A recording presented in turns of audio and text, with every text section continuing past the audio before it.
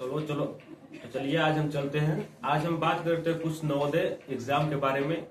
हाल में इसका notification out हो गया है कि अब से नवोदय का जो फॉर्म है क्लास 6 का भरने जा रहा है। ठीक, जो क्लास 6 का नवोदय का फॉर्म है वो अप्लाई होने जा रहा है। उसके बारे में हम फुल डिटेल्स में बात करेंगे कि उसको कैसे अप्लाई करें, कौन कौन लड़के अप्लाई कर सकते हैं, कौन कौन लड़के अप्लाई नहीं कर सकते हैं, उसका डेट ऑफ बर्थ क्या होना चाहिए, यानी सारी बातों का आज हम डिस्कस करने वाले हैं इस वीडियो में।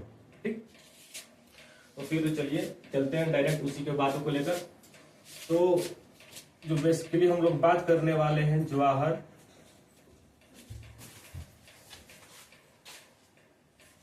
नवोदय विद्यालय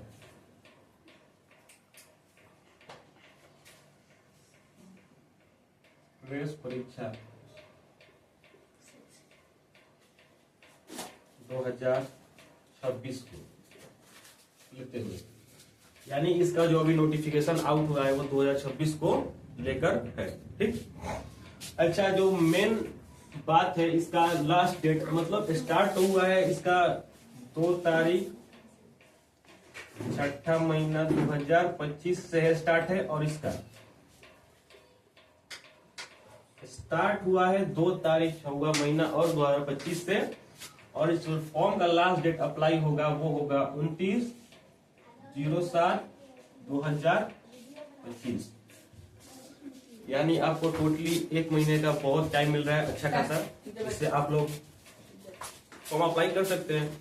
कौन कौन से डॉक्यूमेंट्स लगने वाले हैं, कौन कौन से नहीं, आपको इस बार हम चर्चा करेंगे। आप लोग जाकर जो भी डॉक्यूमेंट होगा आप जाकर बनवा लीजिएगा, या कुछ डेट ऑफ बर्थ में कैसे सुधार करना होगा आप लोग सुधार कर लीजिएगा। ठीक है, यहाँ पर आप बता दें कि जो एप्लीकेशन फी है 0 रुपया है, यानी आप लोग को फॉर्म अप्लाई करने में 1 रुपया भी नहीं लगेगा, यानी 0 ऑफ कॉस्ट। या जनरल हो, ओबीसी हो, एसटी से एससी से हो, बॉयज और गर्ल्स दोनों लोगों के लिए पूरा फ्री है।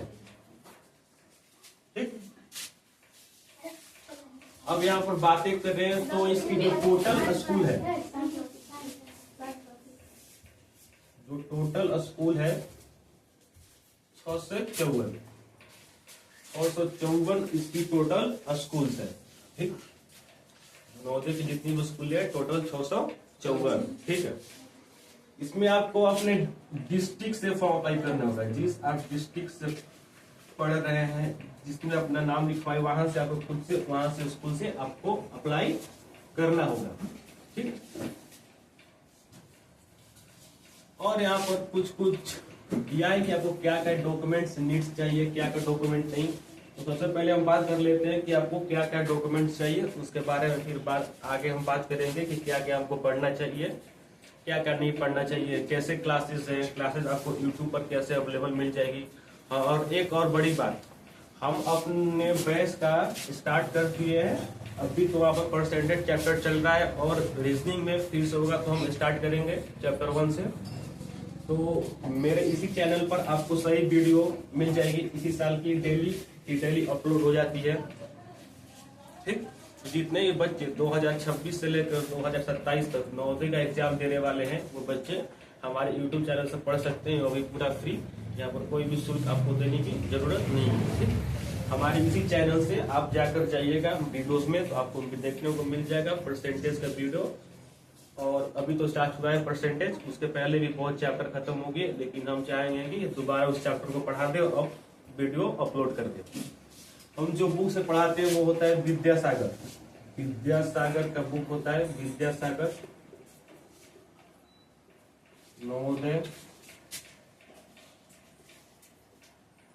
प्रवेश परीक्षा। आपको इसी बुक को लेना है। हम आपको बुक भी दिखा देते हैं, ये बुक कैसे रहेगा। ये जो बुक है इसी बुक की तरह रहेगा, आप देख सकते हैं यहाँ पर ऐसा बुक। देखिए, जवाहर नवोदय प्रवेश परीक्षा गाइड, जो आपको टोटली लेना है 26 से लेकर 27 को। आप यहाँ पर देख सकते हैं 26 से 27 संशोधित संस्करण है। जो 26-27 के बच्चे का एडमिशन होने वाला है वो इस बुक को ले सकता है। इसी बुक से यहाँ पर पढ़ाई होगी। ठीक, अब चलिए कोई बात होगी कि हम लोग कहाँ से पढ़े क्या नहीं पढ़े, ये सबसे बड़ी समस्या होती है लोगों की। अब हम लोग यहाँ पर बात करने वाले हैं कि क्या क्या हम लोग को डॉक्यूमेंट चाहिए। सबसे पहला आपको डॉक्यूमेंट चाहिए, आपको एक फोटो, पासपोर्ट साइज आपको एक फोटो चाहिए। फिर आपको चाहिए सिग्नेचर, और सिग्नेचर हर किसी का होता है। दूसरा चीज आपको क्या चाहिए, आधार, ये तो सभी के पास होता है।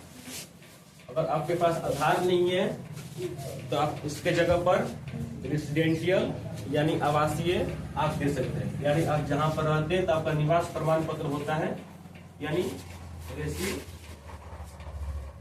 सर्टिफिकेट होता है, यानी आवासीय, इसको हिंदी में बोलते हैं आवासीय। आवासीय अगर आपके पास होगा तो आप इसको अप्लाई कर सकते हैं।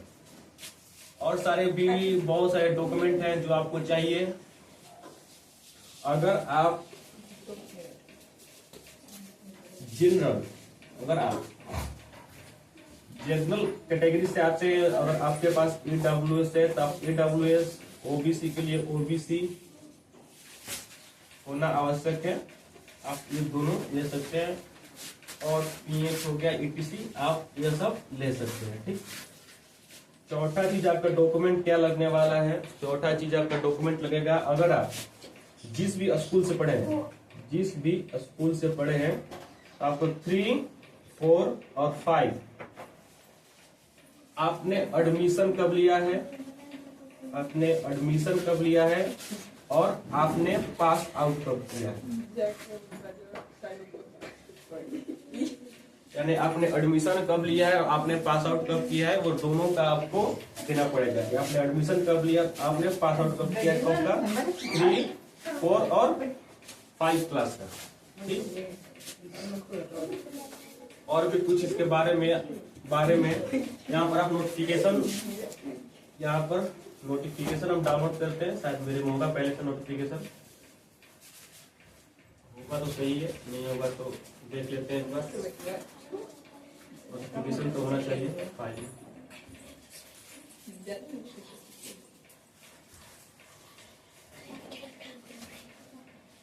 नोटिफिकेशन तो हाँ, मेरे नोटिफिकेशन है।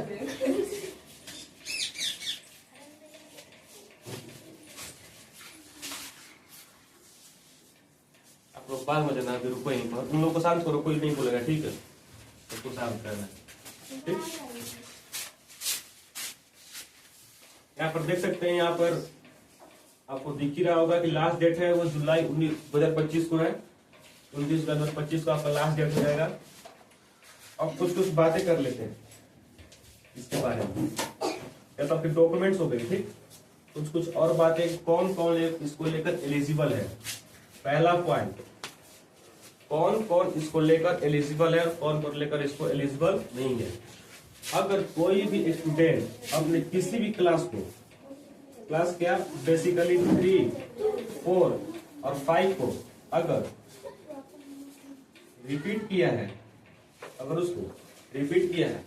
तो वो इस फॉर्म को अप्लाई नहीं कर सकता। जो भी 3, 4, 5 क्लास के जो भी लड़के हैं अगर इसको रिपीट किया है तो इस फॉर्म को अप्लाई नहीं कर सकते हैं। दूसरी पॉइंट, अगर वो किसी भी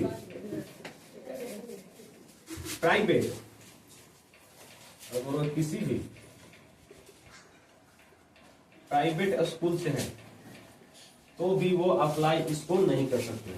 दो कंडीशन में आप अप्लाई नहीं कर सकते। अगर आप 3, 4, 5 को रिपीट कर चुके हैं या किसी प्राइवेट स्कूल से पढ़ते हैं तो आप अप्लाई नहीं कर सकते।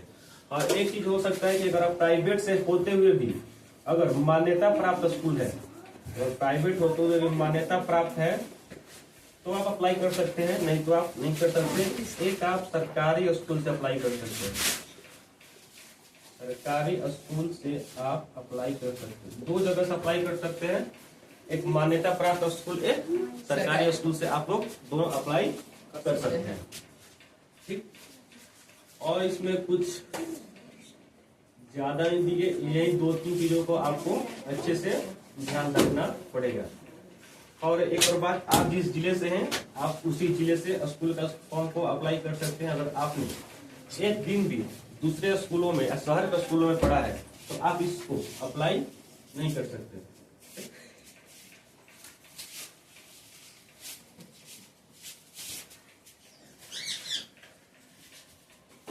इसमें अब आपका जो सिलेबस है, सिलेबस के बारे में बात कर लेते हैं। इसमें बेसिकली आपका मैथ, रीजनिंग और हिंदी या इंग्लिश, दोनों में से आप किसी में दे सकते हैं। लैंग्वेज हो गया, मैथ, रीजनिंग, हिंदी या इंग्लिश, आप दोनों में से किसी को दे सकते हैं। मैथ में आपके कितने क्वेश्चन बनने वाले हैं?